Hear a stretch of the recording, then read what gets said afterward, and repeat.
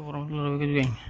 So hari ni aku nak cuba sambungkan Gameser T4 Pro ni dengan PC aku ni.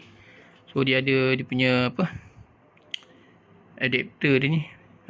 Kita kena, dia macam Bluetooth. Kita kena cocok dekat PC, barulah dia ada sambungan dengan kita punya joystick ni lah, Gameser ni. So sebab aku sebelum ni aku tak pernah buat video sambungan Gameser T4 Pro dia dengan PC. Dengan TV pernah, dengan dengan handphone pernah. So dengan PC belum pernah lah. So ni first time try lah. So macam mana kita tengok. So kita akan cocokkan ni belakang tu, mana-mana tempat USB. So aku sini dah penuh. So aku akan cocok belakang. Nanti kita tengok macam mana cara dia. Alright. Okay, aku dah cocok belakang. So pastikan dia berkelip macam tu.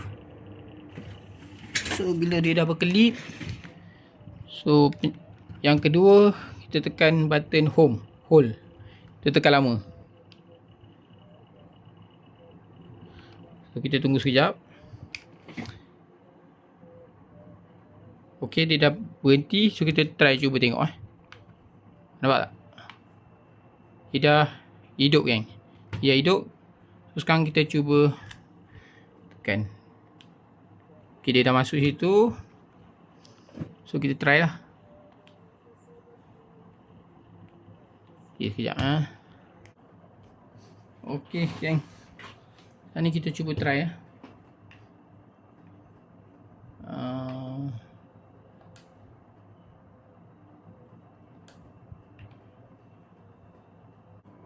Okey, geng.